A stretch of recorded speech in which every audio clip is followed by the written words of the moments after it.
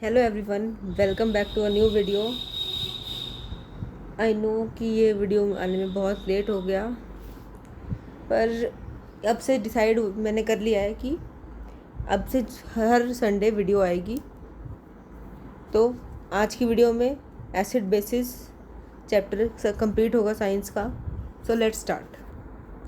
तो acid bases and salt chapter में सबसे पहले टॉपिक है इंडिकेटर। अब सबसे पहले इंडिकेटर क्या होता है। इंडिकेटर एक तरह की डाई है जो अपना कलर या ऑर्डर, उसकी स्मेल चेंज हो जाती है जब वो एसिड या बेस किसी में एसिडिक या एल्कली सॉल्यूशन में जाता है। ये हमें बताता है कि कोई चीज़ एसिडिक है या बेसिक है। 3 तरह के इंडिकेटर्स होते हैं, एक नेचुरल, एक सिंथेटिक, एक ऑल्फैक्टरी। नेचुरल इंडिकेटर में जैसे टर्मरिक होगी, हल्दी, लिटमस पेपर हो गया। जैसे लिटमस पेपर एसिड में रेड हो जाता है, टर्मरिक बेस में रेड हो जाती है। अब सिंथेटिक में आ जाएंगे फेनोप्थलीन, मिथाइल ऑरेंज। ये लैब्स में बनाया, नाम से पता लग रहा है सिंथेटिक, मैन मेड। जो थर्ड है all factory indicator. All factory word से क्लियर होता है कि ये अपनी स्मेल चेंज करते हैं एसिड या बेस के कॉन्टैक्ट में आके। इसके एग्जांपल में वनीला एसेंस, अनियन, ये है अपनी स्मेल चेंज कर देते हैं। अब यहाँ पे दे रखा है जैसे एक होता है यूनिवर्सल इंडिकेटर। क्या होता है वो? जो इंडिकेटर एसिड बेस इंडिकेटर को यूनिवर्सल इंडिकेटर भी बोलते हैं। वो पीएच इंडिकेटर होता है जो हमें बताता है कोई चीज़ एसिडिक है, बेसिक है, या फिर कितनी एसिडिक है और कितनी बेसिक है। कि कलर के अलग अलग शेड होते हैं, एक पीएच पेपर आता है, उसे यूनिवर्सल इंडिकेटर बोलते हैं। तो वो हमें बताता है कोई चीज़ एसिडिक है या बेसिक है, और अगर कितनी एसिडिक है या फिर कितनी बेसिक है। अब उसके बाद, अब ये तो इंडिकेटर की बात होगी। अब सबसे पहले एसिड होता क्या है। अब एसिड की डिफाइन के हिसाब से यहाँ पे बताया कि केमिकल सब्सटेंस जो ब्लू लिटमस को रेड कर देते हैं, उनका सोर टेस्ट होता है, उनको एसिड बोलते हैं। कि कोई डिफाइन नहीं होती इनकी पर्टिकुलर, इनकी प्रॉपर्टी से जज करते हैं। जितने भी एलिमेंट्स हैं पूरी अर्थ पे, उनको उनकी प्रॉपर्टीज़ के बेसिस पे डिवाइड किया है, एसिड्स और बेसिस पे। तो एसिड में जिनका सोर टेस्ट है, खट्टा टेस्ट है, और जो रेड ब्लू लिटमस को रेड कर देते हैं, उनको एसिड्स बोलते हैं। यहाँ पे 2 तरह के एसिड है, ऑर्गेनिक और मिनरल। ऑर्गेनिक एसिड को वीक एसिड भी कहते हैं। ये वो एसिड होते हैं जो नेचुरली प्लांट, मटीरियल या एनिमल्स में होते हैं। हमारे फूड में भी मोस्टली ऑर्गेनिक एसिड्स होते हैं। ऑर्गेनिक एसिड के एग्जांपल है acetic acid, lactic acid, citric, tartaric, oxalic. तो देखो यहाँ पे एक टेबल दे रखा है। ऑर्गेनिक जैसे घर में होता है विनेगर, उसमें एसिटिक एसिड होता है। सिट्रस फ्रूट, ऑरेंज, लेमन में होता है सिट्रिक एसिड। जो दही होता है, सोन मिल्क होता है, उसमें लैक्टिक एसिड होता है। तो इन सब में एसिड होता है, पर ये वीक एसिड होता है, इससे कोई डैमेज नहीं होता हमें। उसके बाद मिनरल एसिड, ये होते हैं स्ट्रॉन्ग एसिड्स। इन एसिड को मिनरल से, जो अर्थ के मिनरल्स हैं उनसे प्रिपेयर करते हैं, और ये मैन मेड होते हैं। अब कुछ जो मिनरल एसिड्स हैं उनके एग्जांपल यहाँ पे hydrochloric acid, sulphuric acid, nitric acid और कार्बोनिक एसिड। इन सब में से कार्बोनिक एसिड को छोड़ के बाकी तीनों बहुत स्ट्रॉन्ग एसिड है, कार्बोनिक एसिड वीक है। अब इसके बाद जो कंसनट्रेटेड और डाइल्यूट एसिड क्या होते हैं। अब जैसे एसिड है, उसका सोल्यूशन जब बनता है, तो अगर जिस सोल्यूशन में कम से कम पानी है और ज़्यादा से ज़्यादा एसिड है, पानी कम एसिड ज़्यादा, तो वो होगा कंसनट्रेटेड। लेकिन इसका बिल्कुल उल्टा, जिसमें पानी ज़्यादा है और एसिड कम है, वो डाइल्यूट। और पेपर में ऐसे क्वेश्चन आते हैं कि while diluting N acid why it is recommended. मतलब कि जब हमें किसी एसिड को डिल्यूट करना है, तो हम एसिड को पानी में क्यों डालते हैं, पानी को एसिड में क्यों नहीं डालते। अब क्योंकि जब इन दो पानी और एसिड जब मिक्स होते हैं तो बहुत ज़्यादा एक्सोथर्मिक है, बहुत हीट रिलीज होती है। तो अगर हम एक पानी से भरे कंटेनर में एसिड को डालेंगे ड्रॉप बाय ड्रॉप, तो वो आराम से डिल्यूट हो जाएगा, कोई डैमेज नहीं होगा। लेकिन अगर हम एसिड से भरे कंटेनर में पानी को डाल देंगे, तो एकदम से हीट बहुत ज़्यादा रिलीज़ होने की वजह से वो हमारे पे उछल सकता है, बर्न कर सकता है, डैमेज भी कर सकता है। और बहुत ज़्यादा हीट की वजह से जो ग्लास का कंटेनर जिसमें हमने एसिड को रखा होगा वो टूट भी सकता है। इसीलिए एसिड को पानी में डालते हैं ड्रॉप बाय ड्रॉप, पानी को एसिड में नहीं डालते। अब जैसे एसिड के जो सोर टेस्ट होता है, एसिड ब्लू लिटमस को रेड करता है, ये तो होगी उसकी फिजिकल प्रॉपर्टीज़। अब केमिकल प्रॉपर्टीज़ एसिड की, केमिकल प्रॉपर्टीज़ में यहाँ पे बताया एसिड किस चीज़ के साथ कैसे रिएक्ट करता है। अब एसिड अगर मेटल से रिएक्ट करेगा एसिड, तो सॉल्ट बनेगा और हाइड्रोजन। जैसे जिंक और सल्फ्यूरिक एसिड रिएक्ट करेंगे तो जिंक, सल्फेट और हाइड्रोजन। तो जितने भी एसिड्स हैं मोस्टली जब मेटल उनके साथ रिएक्ट करता है तो हाइड्रोजन गैस रिलीज होती है। अब उसके बाद यहाँ पे दूसरा मेटल कार्बोनेट या मेटल हाइड्रोजन कार्बोनेट के साथ रिएक्शन। अब जहाँ पे भी वर्ड आता है कार्बोनेट तो उसकी रिएक्शन में CO2 तो पक्का निकलती है, और कार्बोनेट है ऑक्सीजन भी है तो वाटर भी निकलेगा, हाइड्रोजन तो एसिड में होती है और सॉल्ट ज़रूर बनेगा। अब उसके बाद यहाँ पे एसिड और मेटल ऑक्साइड। अब मेटल के साथ एसिड रिएक्ट करते हैं तो सॉल्ट और हाइड्रोजन निकलती है। अब इसमें ऑक्साइड भी ऐड हो गया तो वाटर बन जाएगा, हाइड्रोजन और ऑक्साइड मिलके तो वाटर। अब यहाँ पे बता रखा है कि एसिड्स को कभी भी मेटल कंटेनर में क्यों नहीं स्टोर करते। इसका भी रीज़न है क्योंकि एसिड बहुत ज़्यादा करोसिव होते हैं, और ऊपर देखा भी जैसे कि एसिड रिएक्ट करते हैं मेटल के साथ, तो अगर हम उसको मेटल में रखेंगे तो वो तो उसको करोड कर देगा और वो तोड़ देगा उस कंटेनर को ही। इसलिए उसको हमेशा ग्लास के कंटेनर में रखते हैं, जिससे कि क्योंकि एसिड ग्लास पर रिएक्ट नहीं करता। अब यहाँ पे लिखा है कि सारे एसिड्स में क्या कॉमन है, कि कुछ तो कॉमन होगा सब एसिड्स में। तो सब एसिड में एक चीज़ कॉमन है, H आयोन्स, H+, कि अगर जब भी हम एसिड को पानी में डिज़ोल्व करते हैं तो H आयोन्स प्रोड्यूस करता है एसिड। और एसिड अपना एसिडिक बिहेवियर भी तभी शो करता है जब वो पानी में जाता है, अपने हाइड्रोजन आयोन्स को रिलीज़ करता है। जैसे कि HCl है, अगर वो ड्राई है तो हम उसको हाथ लगाएंगे कुछ नहीं होगा हमें, एक बार हम उसे पानी में डालेंगे उसका सोल्यूशन बन जाएगा, वो डेंजरस है। तो एसिड और बेस अपने असली रूप दिखाते हैं पानी में जाके, अपनी उनकी जो पावर है वो पानी में दिखती है, बिना पानी में जाए ऐसा नहीं होता। और जो एसिड पानी में डालते हैं अपने सारे के सारे H आयोन्स को अलग हो जाता है जल्दी से, वो स्ट्रॉन्ग एसिड होता है। और जो सारे एसिड को जल्दी से नहीं करता, पार्शियली करता है, वो होता है वीक एसिड। एक क्लासिफिकेशन ये भी है, वीक और स्ट्रॉन्ग के बीच में एक डिफरेंस ये भी हम कह सकते हैं। अब यहाँ पे लिखा है, अब यहाँ पे क्वेश्चन है कि सारे एसिड्स में हाइड्रोजन होता है, लेकिन जितने भी सारे हाइड्रोजन कंटेनिंग कंपाउंड है उनको एसिड क्यों नहीं बोलते फिर हम। जैसे पानी में भी हाइड्रोजन होता है ऐसे, तो उसको क्यों नहीं बोलते। अब यहाँ पे एग्जाम्पल से समझाया है कि जैसे ग्लूकोज है, ग्लूकोज के फॉर्मूले में भी हाइड्रोजन होती है, अल्कोहल में भी होती है, लेकिन जब हम उनको पानी में डालते हैं तो हाइड्रोजन आयोन्स तो नहीं अलग होते जैसे एसिड में होते हैं। तो इससे हम कह सकते हैं कि जितने भी एसिड है उनमें तो हाइड्रोजन होती है, लेकिन जितने भी हाइड्रोजन कंटेनिंग कंपाउंड है उनमें वो एसिड हो वो ज़रूरी बात नहीं है।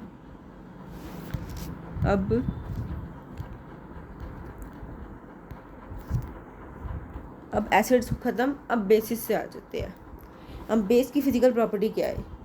बेस रेड लिटमस को ब्लू में चेंज कर देगा कलर, जैसे एसिड करता है उसका बिल्कुल उल्टा। और अगर बेस को अगर हम टेस्ट करें तो उसका बहुत ही बिटर टेस्ट होता है, कड़वा टेस्ट।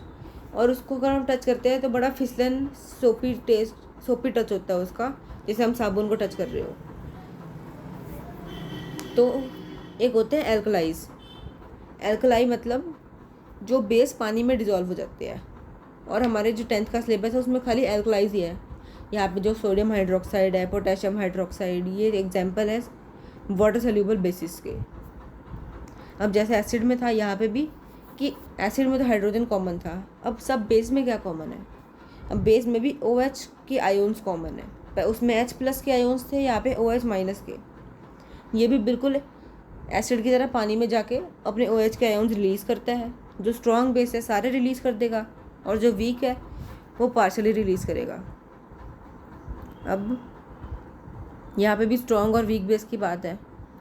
यहाँ पे वही बात है, जो ज़्यादा OH आयोन्स रिलीज़ करेगा स्ट्रॉन्ग है, जो कम करेगा वो वीक है। स्ट्रॉन्ग के एग्जांपल में सोडियम हाइड्रोक्साइड है, पोटेशियम हाइड्रोक्साइड है। और वीक के एग्जांपल में अगर हम देखें तो मैग्नीशियम हाइड्रोक्साइड और कैल्शियम हाइड्रोक्साइड। अब बेस में अगर बात करें, उसका टेस्ट बिटर होता है, सोपी टच होता है, लिटमस को रेड से ब्लू कर देता है। और अगर बेस का सोल्यूशन है उसमें हम इलेक्ट्रिसिटी को भी कंडक्ट कर सकते हैं। अब बात है केमिकल प्रॉपर्टीज़ में। अगर हम बेस को मेटल से रिएक्ट करते हैं तो मेटल प्लस बेस, इससे भी सॉल्ट बनेगा और हाइड्रोजन रिलीज होगी, बिल्कुल सेम। अब base plus non metallic oxide जैसे कैल्शियम हाइड्रोक्साइड प्लस CO2, तो उससे सॉल्ट और वाटर बनेगा। अब एसिड प्लस बेस, कि हमने एसिड की बात कर ली अलग, बेस अलग। अब अगर एसिड और बेस को रिएक्ट करेंगे तो क्या बनेगा? तो अगर जब हम एसिड और बेस की रिएक्शन करते हैं उस रिएक्शन को बोलते हैं न्यूट्रलाइजेशन रिएक्शन। और उससे दो चीज़ें बनती हैं हमेशा, सॉल्ट और वाटर। सॉल्ट और वाटर हमेशा बनते हैं जब भी एसिड और बेस रिएक्ट करते हैं। यहाँ पे एग्जांपल में जैसे HCl और NaOH है, उनको रिएक्ट करेंगे, वाटर निकल गया और सोडियम क्लोराइड, नमक, सॉल्ट बन गया। अब ये सब हो गया। अब आती है pH। pH क्या होता है? pH मतलब पावर ऑफ हाइड्रोजन। pH एक स्केल है 1 से 14 तक। 1 से 6 तक जितने एसिड होते हैं, 8 से लेके 14 तक बेस, 7 पे न्यूट्रल होता है, ना कोई एसिड है ना कोई बेस है। तो ये pH स्केल होता है जिससे हम मेजर करते हैं कौन सी चीज़ बेस है, कितनी बेसिक है, एसिडिक है तो कितनी एसिडिक है। तो अब हम क्यों pH पढ़ रहे हैं? pH की कोई इंपॉर्टेंस है हमारी लाइफ में? यहाँ पे लिखा है प्लांट्स और एनिमल्स भी pH के सेंसिटिव होते हैं। कि जो हमारा लिविंग ऑर्गेनिज्म है वो 7 से लेके 7.8 की pH में ही रह सकते हैं। कि जब सुना हमने एसिड रेन होती है, जब रेन वाटर रिवर में जाएगा एसिडिक रेन का, तो pH कम हो जाएगी वो वाटर की, तो एक्वेटिक लाइफ पे इफेक्ट पड़ता है। और दूसरी बात यहाँ पे pH ऑफ द सॉइल, कि सॉइल भी एसिडिक और बेसिक होती है। हम जो भी क्रॉप उगा रहे हैं उसके हिसाब से हमें उसकी pH चेक करनी पड़ती है। अगर हमें कोई क्रॉप उगानी है और हाँ सॉइल ज़्यादा एसिडिक है तो हमें उसमें कोई बेस डालना पड़ेगा जिससे कि वो न्यूट्रलाइज हो जाए। अब उसके बाद डाइजेस्टिव सिस्टम। अब ये तो हमें सबको पता है कि स्टमक में होता है HCl। अब जब हम ज़्यादा खाना खा ले ऑयली, या फिर हम कुछ भी ना खाए, दोनों ही कंडीशन में एसिड ज़्यादा प्रोड्यूस होगा, एसिड तो प्रोड्यूस होगा HCl, तो इससे हमें पेन होगी, इरिटेशन होगी। तो अगर जब भी एसिडिटी होती है, हम कहते हैं ना, जैसे टीवी में दिखाता है इनो से एसिडिटी ख़त्म हो जाती है, तो इनो कुछ नहीं होता, बस एक बेस होता है। घर में अगर सोडियम, वो बेकिंग सोडा होता है, सबके घर में होता है बेकिंग सोडा, अगर हम वो भी उसका पानी में मिला के पी ले तो एसिडिटी ख़त्म हो जाती है, तो उसको एंटासिड बोलते हैं। और कभी भी हम किसी बेस को यूज़ करते हैं एसिडिटी के लिए तो वीक बेस को यूज़ करते हैं, स्ट्रॉन्ग को नहीं यूज़ करते। उससे बहुत ज़्यादा रिएक्शन होगी एक्सोथर्मिक हमारे पेट में, तो डैमेज भी हो सकता है। अगली बात टूथ डिके, कि माउथ में pH का क्या रोल है। कि जैसे कि हम खाना खाते हैं, अब खाने में एसिड होता है, बेस नहीं होता, तो माउथ की pH तो कम होएगी इससे। तो जो हम जैसे ब्रश करते हैं, जो टूथपेस्ट होती है, वो हमारी जो pH को इंक्रीज़ करती है। और हमारी एक लिमिट होती है 5.5 से अगर हमारी माउथ की pH वैल्यू नीचे जाती है तो जो हमारा इनेमल होता है, दांत, वो उसमें डैमेज होना शुरू हो जाता है। जो भी एसिड बैक्टीरिया होते हैं वो माउथ के टीथ को डैमेज करने लग जाते हैं, वो भी अपने एक एसिडिक लेवल के नीचे रिएक्ट करते हैं। इसलिए कहते हैं कि जब भी खाना खाते हैं उसके बाद एक बार अपने माउथ को रिंस करते हैं वाटर के साथ, जिससे कि थोड़ा एसिड कम हो जाए माउथ में, और इसीलिए ब्रश कहते हैं करने के लिए। नहीं तो फिर टूथ डिके हो जाएगा, बैक्टीरिया से कैविटी बन जाएगी, वो तो पता है हमें। अब उसके बाद कुछ प्लांट और एनिमल होते हैं जिनमें सेल्फ डिफेंस होता है केमिकल के थ्रू। जैसे कि हमने देखा है हनी भी होगी, एंट होगी, अगर कभी काटती है हमें तो वहाँ पे पेन होती है, इरिटेशन होती है, क्योंकि उनके पास वो एसिड होता है, उनके स्टिंग में होता है फॉर्मिक एसिड, होता बहुत वीक एसिड है पर पेन और थोड़ी इरिटेशन होती है, तो उससे अगर हमें उसके लिए अगर हमें रिलीफ चाहिए तो हमें बस बेकिंग सोडा एक माइल्ड सा बेस वहाँ पे लगा लेना है, तो उससे दर्द नहीं होगा। अब प्लांट्स में एक होता है नेटल प्लांट, एक होता है डॉग प्लांट। जो नेटल प्लांट होता है वो ऐसा होता है, उसमें एसिड होता है इतना कि अगर हम उसको टच भी कर देंगे पूरी बॉडी में हमारे रैशेज आ जाएंगे। और डॉग प्लांट ऐसा होता है कि हम जैसे अगर हम उसकी जो लीफ होती है वो बेस से होता है, अगर जहाँ पे हमें मान लो हमने नेटल प्लांट को टच कर लिया, हमारे बॉडी पे रैशेज हो गए पूरी बॉडी पे, तो डॉग प्लांट की एक लीफ तोड़ के अगर हम रब करेंगे, अब जैसे हाथ पे हुआ है तो हाथ पे रब करेंगे तो वो हमें रिलीफ मिल जाएगा। और नेचर में भी जहाँ पे नेटल प्लांट होता है उसके पास में डॉग प्लांट भी होता है। अब उसके बाद अब बारी आती है सॉल्ट की। अब सॉल्ट क्या होता है? जब भी एसिड और बेस रिएक्ट करते हैं तो जो बनता है पानी को छोड़ के वो होता है सॉल्ट। अगर हम बात करें, अगर स्ट्रॉन्ग एसिड है और वीक बेस को रिएक्ट करा रहे हैं तो हमारे पे जो सॉल्ट बनेगा वो एसिडिक बनेगा।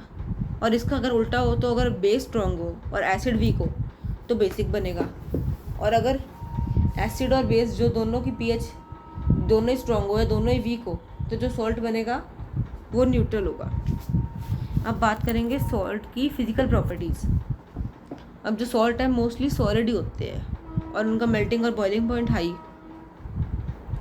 सॉल्ट वाटर सोल्यूबल होते हैं और इलेक्ट्रिसिटी को कंडक्ट कर सकते हैं क्योंकि उनके अंदर आयोन्स होते हैं। अब उसके बाद फैमिली ऑफ सॉल्ट।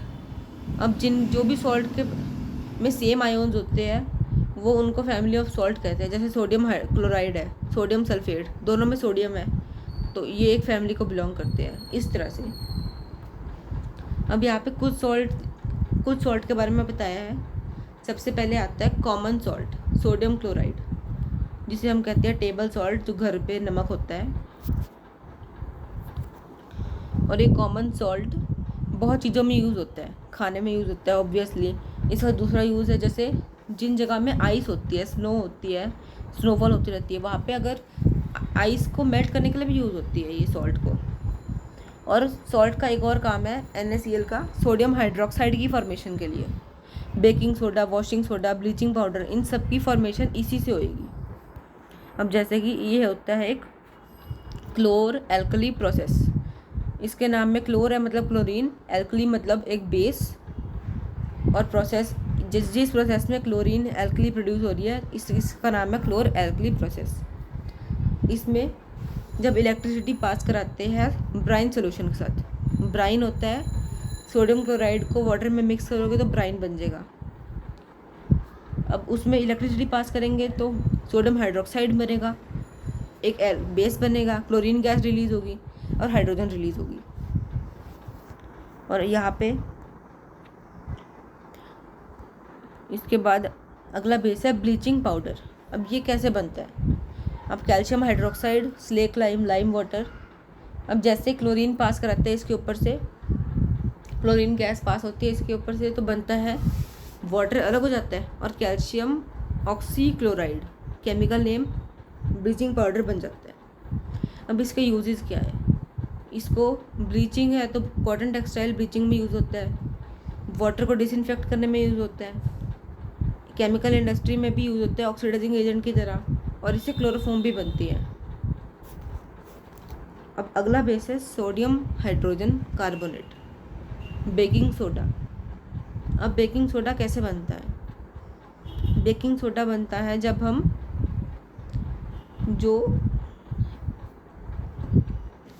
जब सोडियम क्लोराइड में वाटर को मिला के CO2 और अमोनियम इन सब की रिएक्शन करते हैं तब बनता है अमोनियम क्लोराइड और sodium hydrogen carbonate. NaCl plus water, brine plus brine water में CO2 और अमोनियम की रिएक्शन करेंगे तो अमोनियम क्लोराइड और सोडियम हाइड्रोजन कार्बोनेट बन जाएगा। अब इसका क्या यूज़ है? अब सबसे पहले बेकिंग सोडा का यूज़ होता है बेकिंग पाउडर बनाने में। अब जो बेकिंग पाउडर में बनाने के लिए बेकिंग सोडा में हम मिक्स करते हैं एक एडिबल एसिड, मोस्टली बहुत mild acid, mostly tartaric acid को यूज़ करते हैं। तो इससे जब हम इसमें वो डालते हैं टार्ट्रिक एसिड तो H++ होता है, तो उससे CO2 बनती है, वाटर और सोडियम सॉल्ट बन जाता है उसी एसिड का। अब बेकिंग सोडा का दूसरा यूज़ है, वो एंटासिड की तरह यूज़ होता है। जब भी एसिडिटी होती है तो बेकिंग सोडा का यूज़ होता है। उसके बाद जो सोडा एसिड फायर एक्सटिंग्विशर होते हैं उसमें होता है बेकिंग सोडा का यूज़। अब जो हमने देखे होंगे वो फायर एक्सटिंग्विशर के सिलेंडर होते हैं, वो बाहर से एक होता है लेकिन अंदर उसके 2 टैंक होते हैं। एक होता है सल्फ्यूरिक एसिड का, एक होता है बेकिंग सोडा का। और जब हम उसको यूज़ करते हैं, उसकी नॉब को प्रेस करेंगे तो दोनों टैंक खुल जाते हैं, मिक्स हो जाते हैं अंदर। तो जो बेकिंग सोडा और सल्फ्यूरिक एसिड रिएक्ट करते हैं साथ में, तो बेकिंग सोडा में सोडियम हाइड्रोजन कार्बोनेट है, तो कार्बोनेट है तो ऑब्वियसली CO2 रिलीज़ करेगा और बहुत ज़्यादा हाई अमाउंट में रिलीज़ करेगा। और CO2 फायर को प्रमोट नहीं करती, तो उससे आग बुझ जाएगी। अब यहाँ पे नहीं दिया हुआ एक और होता है बेकिंग सोडा का बेकिंग में, कि अगर हम कभी भी कोई केक बना रहे हैं या फिर कुछ ऐसी चीज़ बना रहे हैं, पकौड़े हो गए जिसको हम कहते हैं फ्लफ़ी बने, फूले फूले बने, तो हम उसमें बेकिंग सोडा डाल देते हैं थोड़ा सा, क्योंकि जब बेकिंग सोडा को हीट करते हैं तो बहुत ज़्यादा CO2 रिलीज़ होती है, उससे वो फ्लफ़ी बन जाती है चीज़। अब यहाँ पे अगला है वॉशिंग सोडा। अब वॉशिंग सोडा कैसे बनता है? वॉशिंग सोडा को बनाने के लिए जो पहले हमें बेकिंग सोडा को हीट करते हैं तो बनता है सोडियम कार्बोनेट, वाटर और CO2। अब वही जो सोडियम कार्बोनेट है Na2CO3, जब उसमें 10 पानी के मॉलिक्यूल को डालते हैं तो बनता है वॉशिंग सोडा। जब भी अगर पेपर में क्वेश्चन आता है राइट द केमिकल फार्मूला या chemical name of sodium, washing soda का केमिकल नेम लिख के आना है, तो गलती हो जाती है बहुत लोगों से कि वहाँ पे लिख देते हैं सोडियम कार्बोनेट, जबकि उसका आंसर होता है सोडियम कार्बोनेट डेकाहाइड्रेट। उसके 10 H2O के मॉलिक्यूल्स के साथ ही वॉशिंग सोडा है, नहीं तो वो सोडियम कार्बोनेट है। अब इसके यूजेस, ये वाटर की हार्डनेस रिमूव करने में काम आता है, क्लोथ की वॉशिंग इंडस्ट्री में काम आता है, क्लोथ्स की वॉश में, पेपर, पेंट और टेक्सटाइल इंडस्ट्री में इसका यूज़ है, और ये सोडियम कंपाउंड्स बनाने में भी काम आता है। अब यहाँ पे हमने लिखा तो था 10 H2O वॉशिंग सोडा में, ये है क्या? अब जो हम सोचते हैं कि जो सॉल्ट के क्रिस्टल है, सॉल्ट के जो नमक है उसका मॉलिक्यूल, कि उसमें पानी नहीं है, लेकिन उसमें असली में पानी होता है, उसे हम कहते हैं वाटर ऑफ क्रिस्टलाइजेशन।